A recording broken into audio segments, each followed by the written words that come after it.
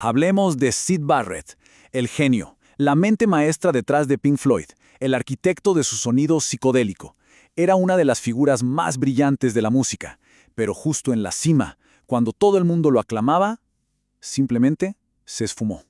Y esa es la gran pregunta, ¿no? La que ha envuelto su historia en un misterio por décadas. Para intentar encontrar una respuesta tenemos que ir al principio, mucho antes de que el mundo siquiera supiera quién era Pink Floyd. Antes de convertirse en este enigma, Roger Keith, a quien todos conocían como Syd Barrett, era una fuerza creativa imparable, de verdad.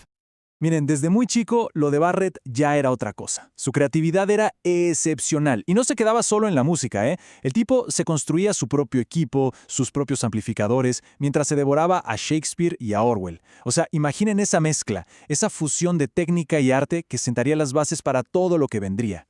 Y bueno, los eventos clave de su juventud pasaron rapidísimo. La muerte de su padre fue un golpe durísimo, algo que lo marcó para siempre.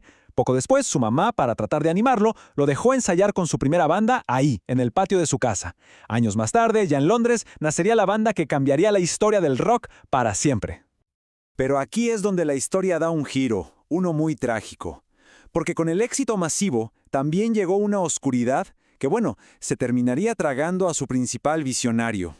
Pensemos en esto, 1967. Tenía que ser su mejor año. Pink Floyd estaba grabando su álbum debut en los estudios de Abbey Road, al lado de los Beatles, que estaban grabando el Sgt. Pepper's. Pero justo ahí, con toda esa fama y presión encima, su consumo de LSD se disparó. Y el cambio fue brutal y alarmantemente rápido. Sus propios compañeros de banda vieron cómo ese líder carismático, el alma del grupo, se convertía en una sombra, una figura con la mirada vacía. Dejó de comunicarse, parecía perdido en su propio mundo, y su comportamiento se volvió totalmente impredecible. Y claro, este deterioro no tardó nada en notarse en público. Arriba del escenario, el motor creativo de la banda, de repente, se apagaba. A veces simplemente se quedaba quieto, con la guitarra colgada, mirando a la nada, mientras los demás trataban de salvar el show. Era obvio que algo andaba muy, pero muy mal. Y esta anécdota de Richard Wright, que vivía con él en ese entonces, es simplemente devastadora. Revela lo desconectado que estaba. La banda se sentía tan mal que ni siquiera se atrevían a decirle que lo estaban reemplazando en los conciertos. Imagínense esa situación. Ok, entonces, ¿qué pasó realmente en la cabeza de Syd Barrett? Porque una cosa es ver su comportamiento, pero entender la psicología detrás de todo esto, eso es lo realmente fascinante. La palabra clave aquí es psicosis. Y no hablamos solo de un comportamiento raro, hablamos de una ruptura total con la realidad. Esas alucinaciones que tenía, incluso cuando no consumía drogas, son un síntoma del libro de esta condición. Y la teoría principal, que es fascinante, conecta todas las piezas. Sugiere que no fue solo el LSD, no. Barrett probablemente ya tenía una predisposición genética, y su increíble creatividad, fíjense qué curioso, podría ser parte de esa misma estructura cerebral que lo hacía vulnerable. Entonces, el LSD no creó el problema, sino que fue como la chispa que encendió la mecha y lo hizo permanente. Y por si fuera poco, su percepción estaba alterada de maneras muy particulares. Se cree que tenía sinestesia, esa condición neurológica donde los sentidos se mezclan, como ver colores al escuchar sonidos. Esto nos ayuda a entender por qué sus ideas musicales en esa época eran tan abstractas, casi imposibles de descifrar. A ver, ¿cómo traduces un atardecer lluvioso a notas musicales? Para los ingenieros, para los otros músicos, seguir sus instrucciones era una misión imposible. Es que él estaba operando en otro plano sensorial por completo. Y así, a principios del 68, la banda hizo el anuncio oficial. Syd se iba. Pero su historia con Pink Floyd, créanme que no terminó ahí.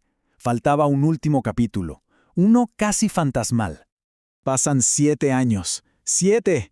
El fantasma de Syd Barrett seguía ahí, presente en la música de Pink Floyd.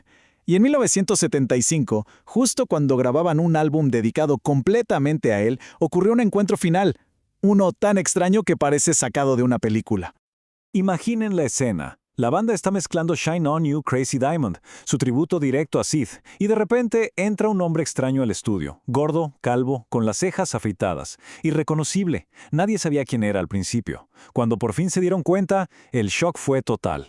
Pasó un rato ahí, en silencio, hasta se lavó los dientes en el baño del estudio. Fue la última vez que estuvieron todos juntos. Es que la ironía es tremenda. Él estaba ahí, el diamante loco en persona, presente físicamente pero ausente mentalmente, mientras sus amigos creaban una obra maestra sobre su ausencia.